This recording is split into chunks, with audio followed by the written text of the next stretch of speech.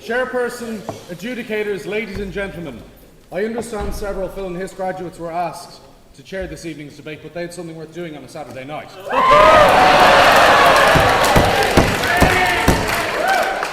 This debate is a debate about the encroaching fingers of the paternalistic nanny state. It is a debate about the interfering hands of those who seek to tell their fellow man what they can and cannot do. Those who seek pleasure and joy in telling other people what they can and cannot do. What are we going to propose to you? If two adults decide to have a duel and agree to it, as long as they can agree on a location and a choice of weapon, whether it's swords, rifles, military cannons, or ICBMs, we don't care.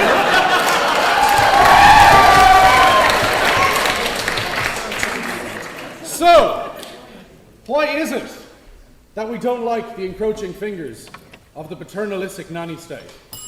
We don't like this idea that we circumscribe rights. It is based upon, to use a terrible debater line, it is based upon an outmoded conception of the boundaries of personal autonomy. Roughly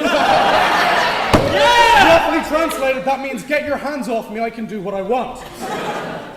We've had a partial recognition of this in the reluctance of police to prosecute sadomasochism cases in the past few years. We've had a partial recognition of this in the legalization of suicide. No thank you.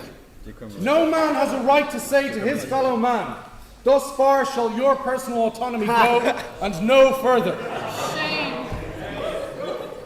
So, why do we think this is a problem?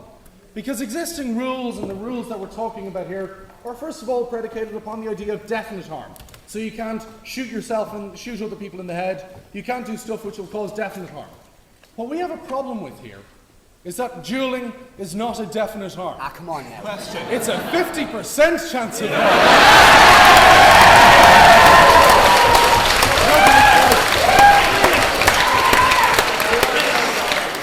Well, it won't always be 50%, but if it goes much below 50, if it goes much above 50, you really shouldn't be agreeing to it. It's a 50% chance of harm, not a 100% chance of harm, not an 80% chance, but it's a 50% chance. And when a person decides they want to take that risk upon themselves, we think that's fine. The other person who lives is trying to find justice. What, after the point of death, can you show me provides them with that justice? You're making a terrible position. Maybe they just don't like each other. Look, to be honest, if they're looking for justice, they should go to a courtroom. If they're looking to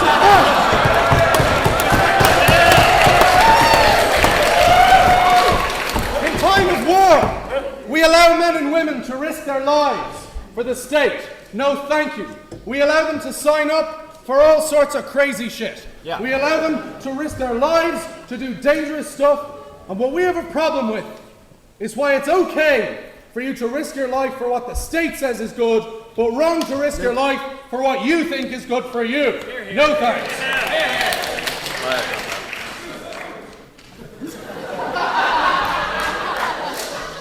Take it easy. Oh, by the way, if they want to try and suicide bomb each other in the duel, that's totally okay.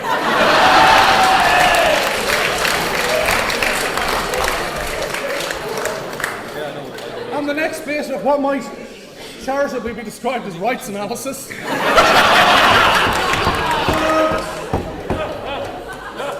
We ban slavery, and we ban people selling themselves into slavery. Shame.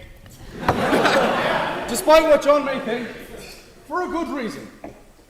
It's because we think it's a bad idea that someone can sign into a contract that they may regret at a later date. No thanks. Now, stop me if you think you know where this is going. But what we say is if you agree to duel to the death, there are no future interests. There is no prospect of the loser of a lethal duel feeling somewhat aggrieved at the result.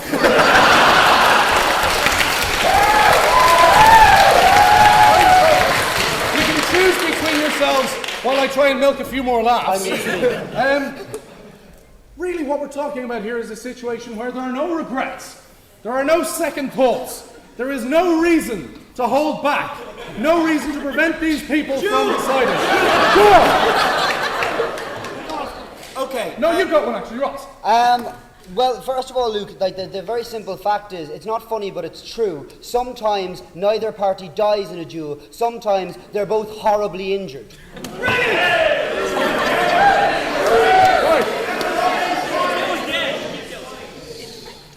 Okay, right all. First problem there.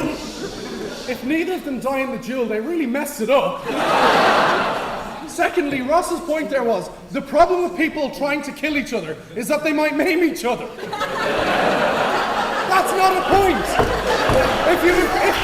If they think that's an argument against trying to kill each other, that's just nonsense. We know they may well get injured. They're people who agree to try and kill each other.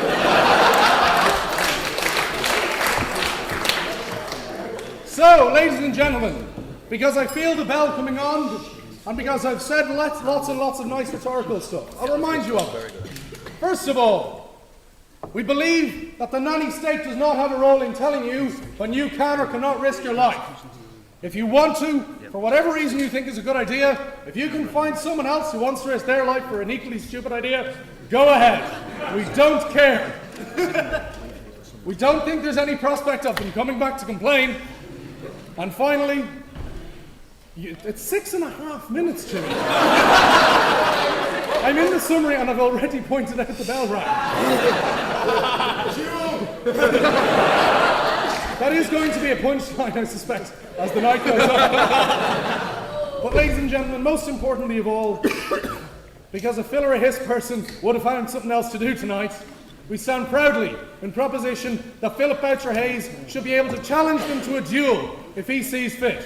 So we stand proudly in proposition for the honour of our society.